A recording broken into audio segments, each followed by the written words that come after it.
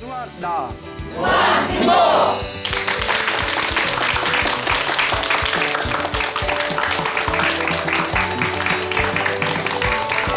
예, 만나서 반갑습니다.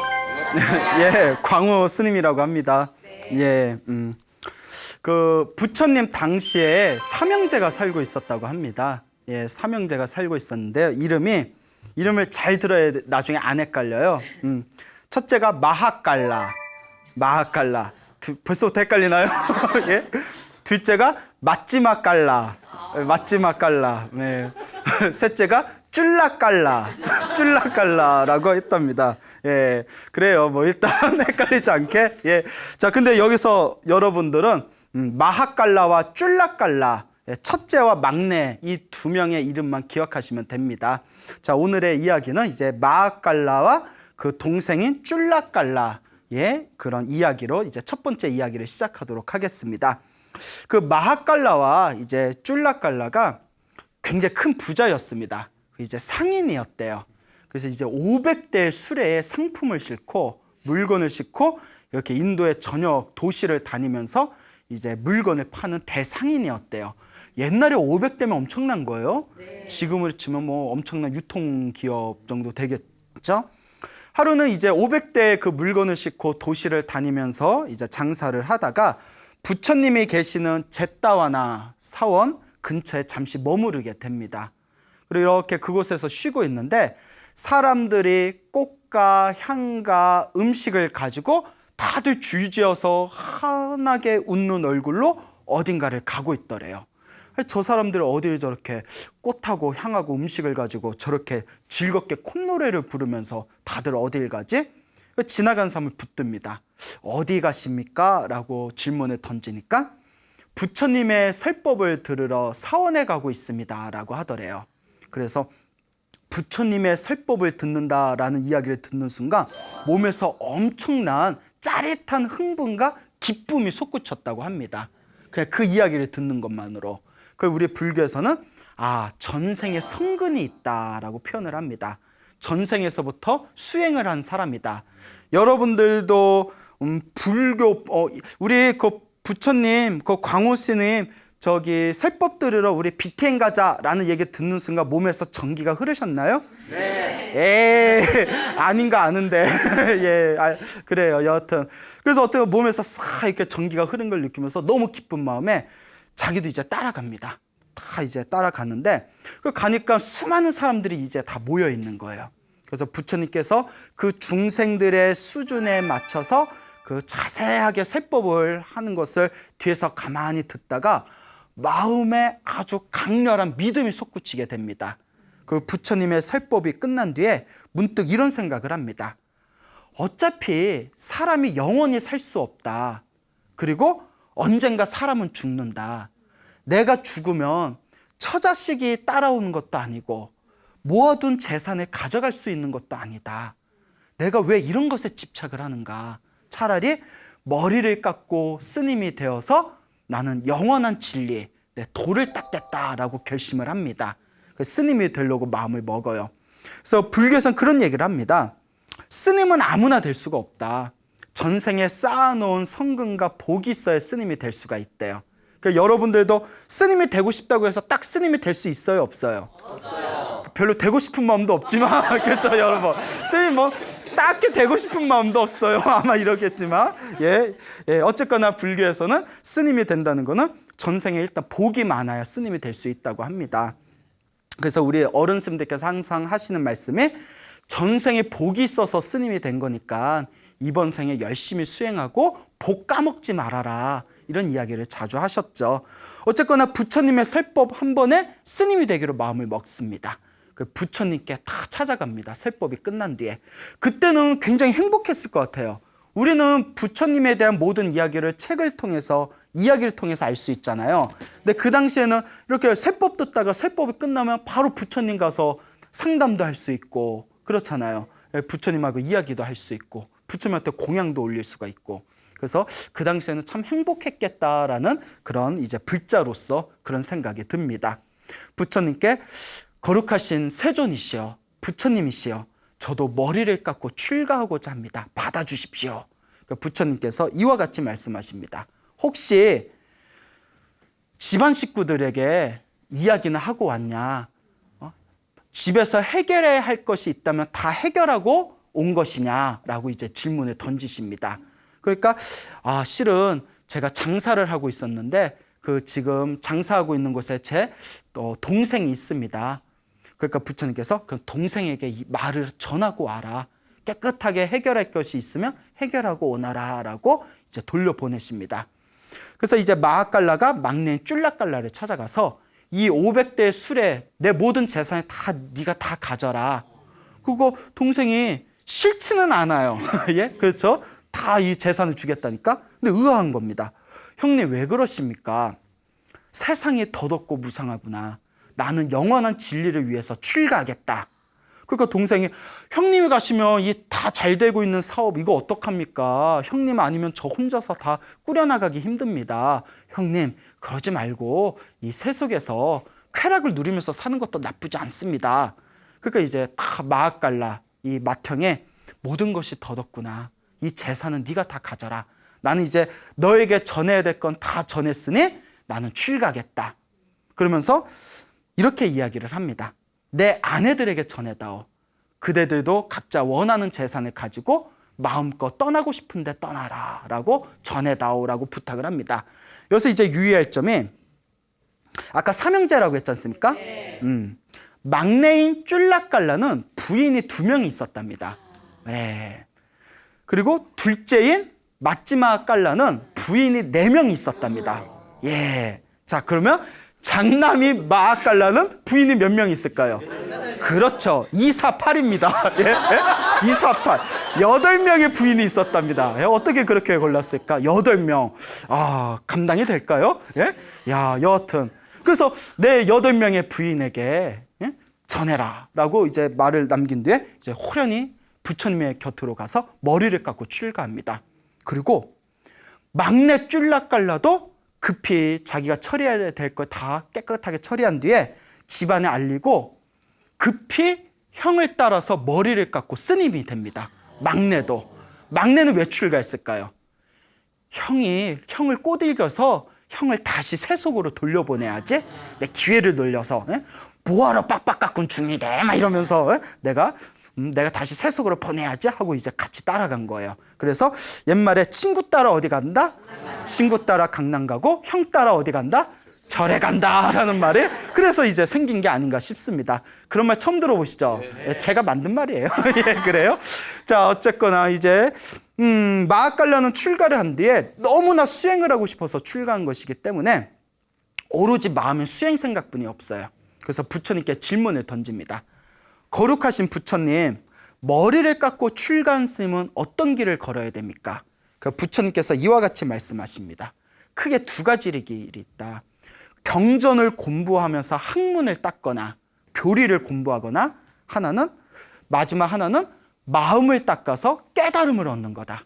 명상, 참선을 하는 것이다. 그러니까 곰곰이 마하깔라가 생각을 하더니 다음과 같이 얘기합니다. 저는 나이가 많이 늦게 출가했기 때문에 지금 책을 봐도 늦을 것 같습니다. 그러니 부처님이시여, 저는 지금부터 마음 닦는 수행을 해서 깨달음을 얻겠습니다. 그러니까 부처님께서 허락을 합니다. 그 마하깔라가 선택한 수행법은 부처님의 수많은 수행법 중에서 부정관이란 수행법을 닦습니다. 부정관은 깨끗하지 않은 것, 더러운 것을 관하는 수행법이에요. 더러운 것 중에서 무엇을 관하냐면 시체를 관해요. 뼈를 관해요. 그러니까 이거는 좋은 스승 밑에서 닦아야지 절대 혼자 하면 안 되는 수행입니다. 그래서 지금도 스님들이 지금 그 수행은 안 하고 있는데 부처님 당시에는 시체나 썩어가는 그런 어떤 송장이나 백골, 뼈를 바라보면서 마음을 닦는 수행법이 있었어요. 무엇인고 하니 마음의 모든 욕망과 집착을 끊어내는 수행법이에요. 우리는 항상 깨끗하고 좋은 걸 보면 갖고 싶다라든가 누리고 싶다는 생각이 들잖아요. 근데 썩어가는 시체와 더러운 것을 바라봄으로써 내 마음에서 무언가 집착하고 있는 번뇌와 갈등과 욕정을 끊어내는 수행법이 부정관 수행법입니다. 그래서 부처님 당시에는 이 부정관 수행법을 닦기 위해서 공동묘지에서 수행을 했답니다. 공동묘지에 가면 뭐가 있어요? 시체가 있잖아요. 시신이 있잖아요. 그래서 다 공동묘지에 가요.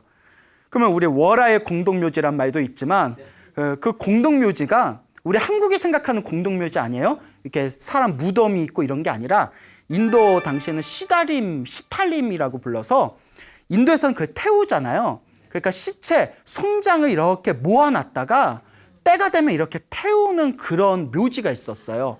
그러니까 공동묘지에 가면 땅 속에다 파묻은 게 아니라 그냥 옆에 이렇게 시체가 썩어가는 걸 볼 수가 있는 거예요. 알겠죠? 예. 그래서 그 유명한 얘기 있잖아요. 어떤 분이 인도에 가서 겐지스 강이 인도의 가장 성스러운 거기 강이라고 해서 거기 들어가서 내 여기 물 씻고 배가 터져요. 물 마셔야지 하고 갔더니 막 뼈가루가 둥둥 떠다니고 사람들이 옆에서 막 옷 빨고 있고 뭐 그랬다는 얘기가 있지 않습니까? 그러니까 그렇게 이제 시체를 태우기 위해서 시체를 모아놓은 곳이 인도의 공동묘지입니다. 그러니까 이제 시체를 관찰하는 백골을 관찰하는 부정관 수행을 하기 위해서 마하칼라스미 공동묘지에 들어갑니다. 근데 이 수행법을 왜 올바른 스승 밑에서 수행해야 되냐면 잘못하면 정신착란도 일으킬 수가 있대요. 그 공포심이라든가 어떤 혐오감 때문에. 그래서 어떻게 보면 마음의 집착을 끊는 가장 강력한 수행이지만 반드시 좋은 스승 밑에서 좋은 지도를 받으면서 수행을 해야 됩니다. 물론 여러분들 중에 그 수행을 하실 분이 있지는 않겠지만 요새는 잘 안 하는 수행입니다. 알겠죠? 자, 이제 공동묘지에 가서 다 수행을 하려고 시체를 바라봅니다.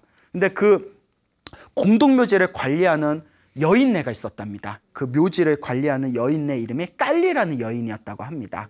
그래서 이 마하칼라 스님이 깔리에게 부탁을 합니다. 나는 부정관 수행을 하는 붓다의 제자입니다. 시체를 관찰하기 좋은 그런 손장이 들어오면 저에게 꼭 알려주시겠습니까? 부탁을 합니다. 그러니까 이 묘지인의 불심이 있었나 봐요. 스님이 수행하신 데 필요한 시체라면 제가 잘 받았다가 알려드리겠습니다. 라고 이제 이야기가 성립이 됩니다. 그 며칠이 지난 뒤에 그 도시에 굉장히 아름다운 여인이 갑자기 급사를 해버렸답니다. 그래서 급하게 공동묘지로 왔는데 시체인데도 너무 예쁘더래요. 예, 시체인데도 너무 예뻐. 시체를 보고 예쁘다는 표현이 저는 이해가 안 되지만 책에 일단 그렇게 나옵니다. 엄청 예뻤나 봐요. 딱 그 예쁜 아름다운 시체, 여인의 시체를 보고 이거다. 우리 스님한테 이 시체를 보여주면 이 부정관 수행을 하기에 딱 좋겠구나 하고 스님을 모셔옵니다. 그러니까 스님이 딱 봐요. 참 좋습니다. 그리고 머리끝에서 발끝까지 그 여인의 시체를 샅샅이 이렇게 봤대요. 남들을 보면 변태인 줄 알 거야. 예? 예? 그렇잖아요. 이렇게 막 이러면서 이렇게 봐요. 예? 싹 봤대요. 응? 머리끝에서 발끝까지. 왜 웃지? 예? 응? 그래서 이제 싹 본 뒤에 이 시체를 태울 때 저를 불러주십시오 부탁을 합니다. 그리고 이제 고요히 스님은 이렇게 명상을 하고 있다가 그 깔리라는 여인이 스님 이제 이 시체를 태울 겁니다. 어서 오시지요 라고 이야기를 합니다. 그래서 스님이 다 마하칼라 스님이 가서 그 화장대 위에서 활활 불타오르는 그 아름다웠던 여인의 몸을 가만히 관찰을 합니다. 그러니까 처음에 굉장히 아름다운 시체지만 아름다운 몸이었잖아요. 그 불길에 의해서 쪼그라들고 터지고 예? 불타서 그 뼈가 드러나고 그 흉측스럽게 변하는 그 모습을 하나하나 관찰을 합니다. 그 이와 같이 생각을 합니다. 저토록 아름다웠던 몸도 결국은 죄가 되어 사라지는구나. 그 무엇에 집착하랴. 그리고 태어나고 늙고 병들고 죽는 그 이치를 시체가 불타는 걸 보면서 여실하게 바라봅니다. 예, 가만히 바라보면서 문득 예전에 부처님께서 알려주셨던 부처님의 개송을 하나 떠오릅니다. 그 개송이 다음과 같습니다. 모든 이루어진 것들은 언젠가 흩어져서 사라진다. 끊임없이 일어났다가 사라진다. 일어나고 사라지는 이것을 고요히 하면 진정한 행복이 찾아온다. 라는 개성을 다 음미하면서 그 시체가 다 뼈만 남고 점점 재가 되는 걸 바라보면서 드디어 마음속에 모든 욕망과 번뇌가 사라진 위대한 성자 아라한이 됩니다. 아라한, 모든 번뇌가 사라진 위대한 성자라는 뜻이죠. 그래서 이제 아라한이 된 마하칼라는 드디어 그토록 자기가 원하던 삶과 죽음을 벗어난 영원한 진리를 체득하게 됩니다. 형이 마하갈라가 아라한이 된 이 와중에서도 우리의 동생 쫄라깔라는 정신을 못 차리고 있습니다. 어떻게 해야 형을 다시 돌려보낼까? 그러니까 절에 오니까 재미가 있어요, 없어요? 수행할 생각도 없지. 예? 그렇죠. 뭐 놀지도 못하게 하지. 예? 맨날 알아들을 수 없는 막 경전 읽으라고 하지. 예? 명상시킨다고 앉혀놓고 병만 보라고 하지. 그냥 돌아버리겠는 거예요. 내가 여기 왜 있지? 예? 그러니까 이제 하여튼 절에서도 이제 문제아가 됩니다. 쫄라깔라 스님이. 하루는 이제 부처님께서 아라한이 된 마하갈라 스님과 그 동생이 말썽꾸러기 쫄라깔라 스님과 그리고 수많은 스님들을 데리고 이제 유행을 나갑니다. 만행을 나가세요. 그러다가 우연히 마하갈라 스님과 쫄라깔라 스님의 옛날 고향이었던 숲 근처에서 잠시 머무르게 됩니다. 이 소식이 고향집에 알려지게 되니까 난리가 난 거예요. 특히 쫄라깔라에게 몇 명의 부인이 있었다고 했죠? 그렇죠. 기억하시네요. 2명의 부인이 이때가 기회다. 그래도 부부 관계가 굉장히 돈독했나 봐요. 그 기다리고 있었던 거 보면 야, 여기 근처에 왔대. 우리가 꾀를 내자. 그래서 일부러 부처님과 부처님의 제자를 자기들 집에 모셔서 공양을 올리기로 약속을 합니다. 스님들 부처님 모시고 저희 집에 오셔서 저희가 공양을 올리겠습니다. 그리고 이제 부처님과 스님들이 오실 자리를 다 이렇게 자리를 배열을 다 바꿔놔요. 불교에서는 좌차라고 해가지고 좌차, 앉는 차례가 있어요. 부처님을 첫째로 해서 먼저 출간 순서대로 앉거든요. 근데 이 좌차를 이렇게 다 헝클어뜨립니다. 스님들 관계에서는 그 좌차를 엉터리로 배열하면 굉장히 예의 어긋나는 거예요. 모르고 하면 그럴 수도 있지만. 그래서 부처님 규칙에는 혹시 신도가 좌차를 모를 수 있으니까 공양 가기 전에 대표로 스님 한 분을 먼저 보내서 그 자리 배열을 시키는 게 부처님의 규칙입니다. 신도가 모를 수도 있으니까 먼저 가서 한번 살펴봐라. 근데 부처님께서 쫄라깔라 집에 누구를 보냈을까요? 쫄라깔라를 보냅니다. 예? 쫄라깔라 집에 쫄라깔라를 보내요. 쫄라깔라요. 거기 가서 집에 스님들의 앉을 차례 자리 배치가 잘 됐는지 살펴보고 오너라. 그 이제 쫄라깔라가 이제 집에 갑니다. 부인이 2명이 있어요. 우리가 이걸 가리켜서 고양이에게 무엇을 맡기는구나, 생선을 맡기는구나 라고 이야기를 하죠. 딱 갔더니 자리 배열이 엉망으로 되어 있는 거예요. 그러니까 이제 비록 부인이지만 이제 스님과 신도지 않습니까? 여인네요. 여성 불자들이요, 우바이요. 이렇게 스님들 자리 배열을 엉망으로 하면 어떡합니까? 어서 원래대로 잘 자리 배열을 하십시오 하니까 이 2명의 그 옛 부인들이 화를 벌컥 내면서 이 인간이 막 이러면서 막 스님이고 뭐가 없어. 누가 당신 마음대로 스님 되라고 했어요 하면서 2명의 여인애가 달려들어서 승복을 다 찢어버렸답니다. 야, 승복을 다 찢어버리고 하얀 속복을 입혔대요. 목에다 꽃꼬리를 화환을 이렇게 목에다 걸어줬대요. 그게 무슨 뜻인고 하면 목에다 화환을 거는 거는 스님은 걸 수가 없습니다. 예, 스님은 뭐 이제 꽃을 가까이 할 수가 없고 목에 화환을 거는 건 이제 자기가 제가인이라는 표현입니다. 그러니까 얼떨결에 부인 때문에 어떻게 된 거예요? 환속을 하게 된 거예요. 환속을 하게 됩니다. 근데 쫄라깔라도 승복 다 찢어졌지, 옷은 속복으로 갈아입었지, 목에는 이제 꽃 화환을 달았지. 그런데 어차피 자기도 재미없었어. 예? 아유, 어차피 나도 절에 있는 거 그냥 아무리 형을 봐도 형 다시 올 것 같지도 않고 에라이 잘 됐다 이러고, 그래도 부처님하고 스님들 공양 모시기로 했으니까 내가 갔다 오겠어. 그 이제 부처님하고 스님한테 가서 다 절을 올리면서 부처님, 그거 스님들 이렇게 공양 준비 다 됐으니 어서 가시지요 하는 거예요. 그러니까 스님들이 보고 갈 때는 스님이었는데 올 때는 뭘로 왔어요? 속인으로 온 거예요. 그러니까 참 어이가 없죠. 예, 어쨌거나 이제 우리 부처님도 멘탈이 강하신 분이기 때문에 그냥 가셔서 아무렇지도 않은 듯 공양을 맛있게 드십니다.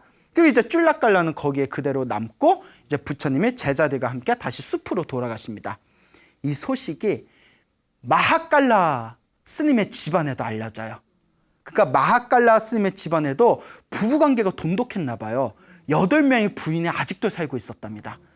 우리도 그 방법을 쓰자. 남편을 다시 되찾자. 예? 우리 8명이 힘을 합치면 야 2명이서도 저렇게 데려왔는데 8명이면 거뜬하다. 야 한 방이야. 막 이러면서 이제 8명의 이 부인이 꾀를 냅니다. 그래서 공양을 다 준비하고 부처님과 스님들께 몇월 며칠 몇 시에 공양을 올리겠습니다. 꼭 와주십시오 부탁을 합니다. 그러니까 원래 또 부처님의 규칙대로 자리 배열이 잘 됐는지 스님을 보내야 되잖아요. 이번에는 다른 스님이 갑니다. 이번에는 다른 스님이 딱 가니까 8명의 부인들이 마하깔라 스님이 안 왔네 하고 실망을 느낍니다. 근데 어쨌거나 이제 작전은 1단계 작전은 이제 실패를 했지만 어쨌거나 스님들을 부처님과 함께 모셔놓고 공양을 올립니다. 항상 인생에는 플랜 B가 있어야 됩니다, 여러분. 그렇죠? 항상 플랜 B가 있어야 돼요. 자, 그래서 2단계 작전에 돌입합니다. 부처님의 규칙은 다음과 같습니다. 신도들에게 공양을 얻어먹고 난 뒤에는 그 신도를 위해서 반드시 법문을 해줘야 됩니다. 좋은 설법을 해줘야 돼요. 이게 부처님의 규칙입니다. 그때 이 8명의 아낙네들이 부처님께 다음과 같이 부탁을 올립니다. 거룩하신 세존이시여, 저희가 공양을 올렸으니 설법을 듣고 싶습니다. 그런데 누구에게 듣고 싶습니다? 마하깔라 스님에게 설법을 듣고 싶습니다. 부처님과 스님들은 먼저 돌아가시고 저희는 마하깔라 스님에게 설법을 듣겠습니다 하는 거예요. 눈에 보이죠? 뻔히 보여요. 예? 어디서 작업이야? 막 이런. 예? 근데 부처님께서 그렇게 하여라 하고는 이제 마하깔라 스님에게 설법해 주라 시키고는 제자들과 함께 숲으로 돌아갑니다. 뻔히 다 보이는데 제자들 막 뒤에서 웅성웅성거립니다.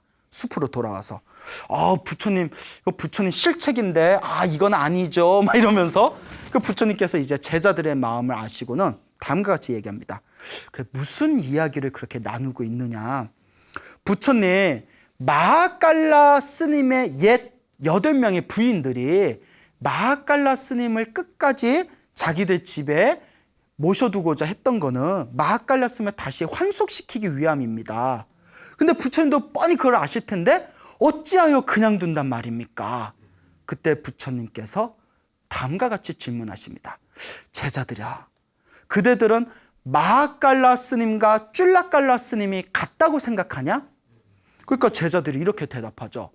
물론 마하깔라 스님과 쫄라깔라 스님이 같지는 않습니다. 마하깔라 스님이 더 훌륭하신 것 같습니다. 하지만 쫄라깔라 스님은 부인 2명한테 당해서 환속을 했는데 8명이 합심해서 달려들면 어떻게 빠져나온단 말입니까? 그렇잖아요. 8명이 우르르 달려들면. 그때 부처님께서 다음과 같이 말씀하십니다. 나의 제자들아, 쫄라깔라는 끊임없이 감각적인 쾌락을 추구하던 자이다. 눈앞의 현상에 대해서 집착하는 마음을 일으키고 어떠한 대상에 대하여 항상 마음이 휩쓸린다. 쫄라깔라는 비유하자면 강 기슭에 있는 뿌리가 약한 나무와 같다. 작은 홍수에도 휩쓸리는 나무와 같다 라고 말씀을 하십니다. 그러면서 나의 제자들아, 나의 아들인 마하깔라 스님은, 여기서 나의 아들이라고 표현했죠. 진정한 나의 제자다라는 뜻이에요. 진정한 나의 제자를 높이 쳐서 나의 아들인 마하깔라 스님은 눈앞의 현상에 집착하지 않고 어떠한 대상에도 마음이 휩쓸리지 않는다. 마치 단단한 바위산과 같다라고 이야기를 하십니다. 이렇게 제자들과 대화를 나누고 있는 그 시점에 집에서는 난리가 납니다.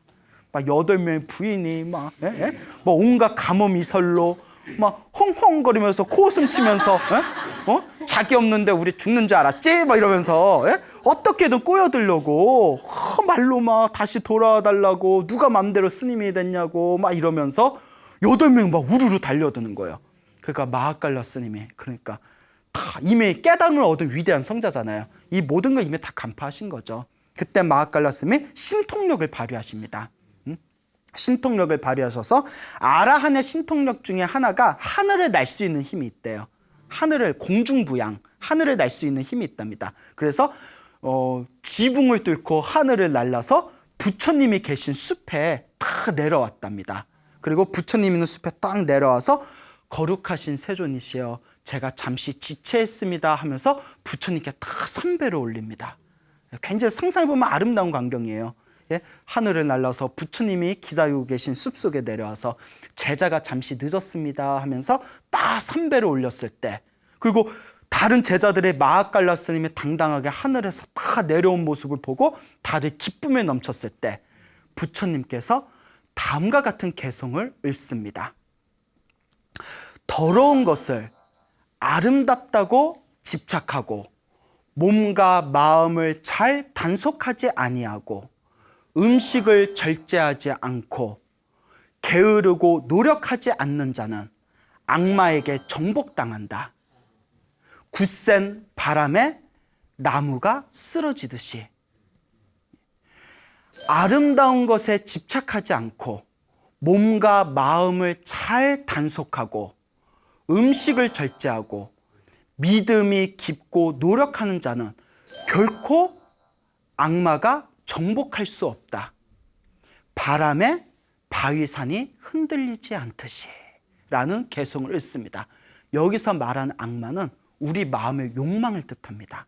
우리 마음의 욕정을 뜻하는 거예요. 쫄라깔라 스님은 그 두 명의 아내에 의해서 결국 자신의 마음의 악마에게 당합니다.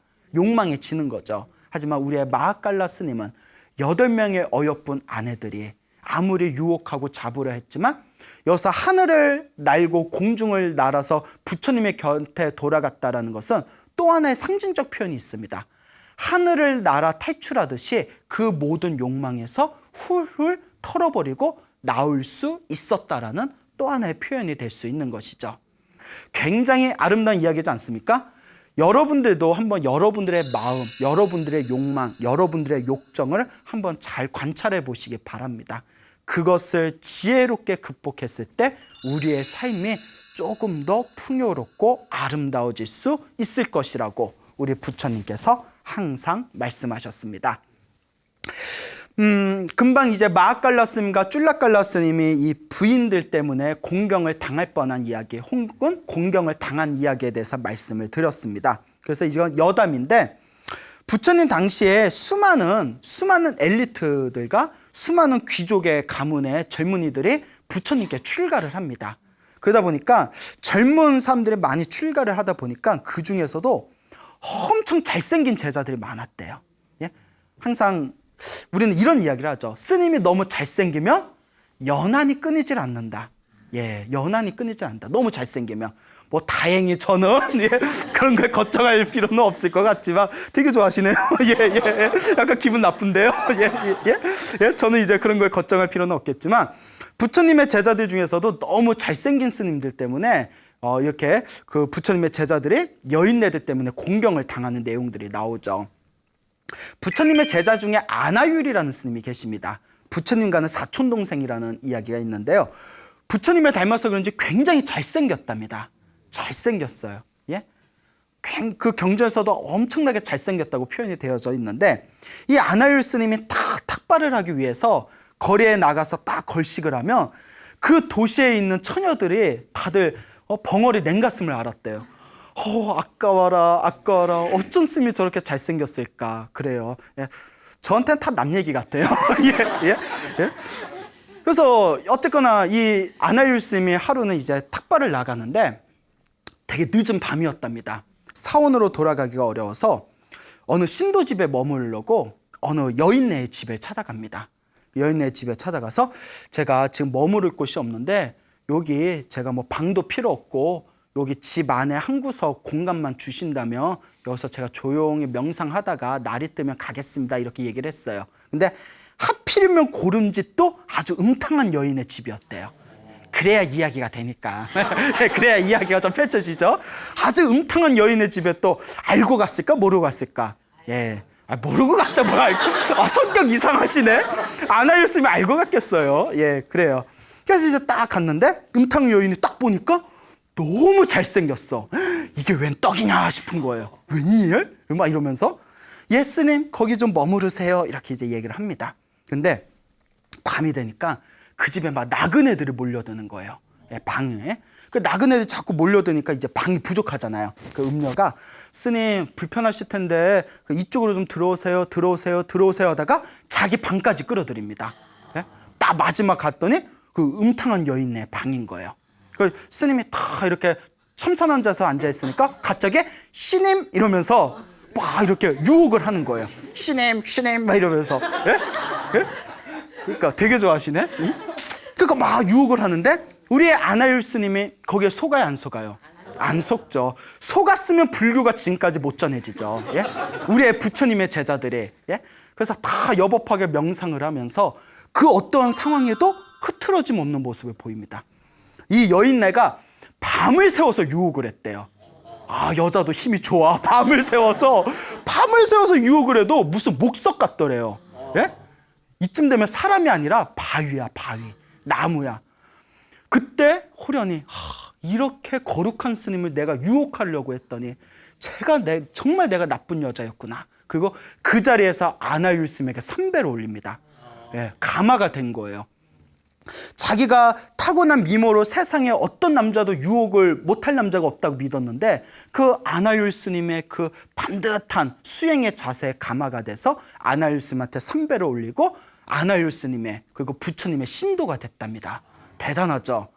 이 소식이 싹 퍼집니다. 싹 퍼지는데 한쪽에서는 아나율 스님을 크게 칭찬을 하고 역시 부처님의 수제자답다 칭찬을 하고 한쪽에서는 에이 예? 남녀가 한 방에 있었는데 뭔 일이 있었는지 어떻게 알아? 막 이러는 거예요. 그렇죠? 예? 어떻게 알아? 이 이야기가 부처님의 귀에 탁 들어갔을 때 부처님의 아나율 스님을 부릅니다. 그리고 신랄하게 꾸짖습니다. 그대가 유혹에 넘어갔냐 안 넘어갔냐? 나는 당연히 너의 수행의 힘을 알기 때문에 당연히 유혹에 안 넘어갔을 거라는 걸 나는 알고는 있다. 하지만 어찌하여 중생들에게 의심할 거리를 주느냐? 예? 왜 중생들에게 의심할 거리를 주느냐 하시면서 그래서 아나율스 때문에 만들어진 계율이 한 방에 여인과 함께 잠자지 말아라라는 같이 있지 말아라. 한 방에 여인과 단둘이 같이 있지 말아라라는 계율이 생기게 됩니다. 동숙하지 말아라. 함께 잠자지 말아라. 무슨 말인지 아시겠죠? 라는 이야기가 생기게 되었죠. 참 우리 부처님 꼼꼼하시죠? 참 꼼꼼해. 예? 여인네와 길동무하지 말아라 라는 계율이 그래서 생기게 되죠. 자, 이와 같이 부처님의 그 경전이나 부처님의 계율에 대해서 담겨져 있는 율장을 보면 이렇게 재미난 이야기들이 굉장히 많습니다. 또 우리나라의 가장 큰 스님으로 알려지신 분 중에 한 분이 여러분 우리나라를 대표하는 가장 큰 스님 하면 딱 누가 떠올라요? 역사를 통틀어서. 네? 그렇죠. 야, 원효 스님을 기다렸습니다. 예, 원효 스님. 우리나라에서 최고의 큰 스님을 꼽으라면 아무래도 원효 스님을 가장 영순위에 올릴 정도로 원효 스님의 영향이 엄청나게 큽니다. 이 원효 스님께서 그 중국의 당나라의 유학길 가는 길에 그 해골물을 마시고 일체 유심조, 모든 게 다 마음이 만든 것이구나 라는 걸 깨닫고는 그 해골물 때문에 깨달음을 얻지 않습니까? 그렇죠. 그리고 이제 신라 땅으로 다시 돌아와서 이제 중생들을 제도하는 그런 어떤 길에 들어서시게 됩니다. 근데 이 원효 스님께서 요석공주와 이제 동침을 하세요. 그렇죠. 그리고 누구를 낳죠? 설총을 낳습니다. 근데 이제 우리 불교계에서는 그렇게 가르칩니다. 원효 스님이 요석공주와 동침을 해서 설총을 낳은 게 중생의 어떤 욕정에 의해서 한 게 아니라 원효 스님이 미래를 생각하고 당신이 만들어 놓은 당신의 어떤 거대한 계획이었다. 뭔가 깊은 뜻이 있어서 그런 거다라고 이제 옛날부터 우리 불교의 선지식들은 원효 스님이 절대 욕망에 휩쓸려서 그런 짓을 한 게 아니다. 이렇게 말씀을 하시죠. 그래서 원효 스님은 스스로 파괴를 한 뒤에 나는 파괴를 했으니 스님이 아닙니다 해서 스스로를 복성거사 혹은 소성거사라고 불렀어요. 스스로를 거사라고 불렀습니다. 그러니까 엄밀히 따지면 우리가 원효 스님이라고 하면 안 돼요. 뭔지 알죠? 스스로 파괴를 하고 거사라고 칭했기 때문에. 그런데 그분의 살아온 삶이 너무나 거룩하고 우리 불법을 세상에 널리 알리는 큰 공헌을 했기 때문에 엄밀히 말하면 스님이라고 붙일 수는 없지만 정말 스님 같은 삶을 사셨다 해서 우리가 예의상 뭐라고 붙인다? 스님이라다, 원효 스님이다라고 하지만 엄밀히 말하면 스님이라고 붙이면 안 된다고 합니다. 대신 뭐라고 해야 되냐면 원효 보살이라고 불러야 됩니다. 뭐 관세음 보살, 문수 보살처럼 원효 보살. 보살이라는 말에는 출가자와 재가자를 다 통틀어서 쓸 수 있는 표현이거든요. 그러니까 그냥 상식 삼아서 알아두면 되겠죠. 이 원효 스님이 그렇게 이제 설총을 낳은 뒤에 이제 저 어느 산 중에 깊이 들어가서 움막 하나, 초막을 하나 지어놓고 거기서 맹렬하게 수행을 시작합니다. 다시 이제 스스로 내공을 채우는 깊은 수행을 닦게 되는데, 하루는 비가 폭우가 막 쏟아지는 날에 이렇게 이제 수행 참선을 하고 있는데 똑똑똑 하는 소리가 들려요. 웬 여인네가 스님 문 좀 열어주세요 이러는 거예요. 그 스님이 놀라가지고 우리 같으면 뭐야 이랬을 텐데, 그 문을 여니까 웬 또 여자도 예뻐, 아리따운 여인네가 또 비가 왔잖아. 옷이 우와 그냥 쫙 붙어가지고 스님 길 가는 여인네인데 길을 잃어서 비를 맞았습니다. 밤이 늦었으니 저 좀 재워주십시오 이러는 거예요. 그 스님이 어떻게 해요? 혼자 사는 스님이지만 자비심으로 그러면 들어오시죠 하고 이제 방으로 안내를 해요. 그 이제 불을 피워줘서 몸을 좀 말리시죠 이러고 원효 스님 딱 벽을 보고 앉아 있는데 자꾸 이 여인네가 자꾸 막 앓는 소리를 하는 거예요. 막 신음소리를 내면서 스님 비를 너무 맞았더니 몸에 냉기가 들었나 봅니다. 이러다 저 큰일 나겠습니다. 저 몸 좀 주물러 주십시오 이러는 거예요.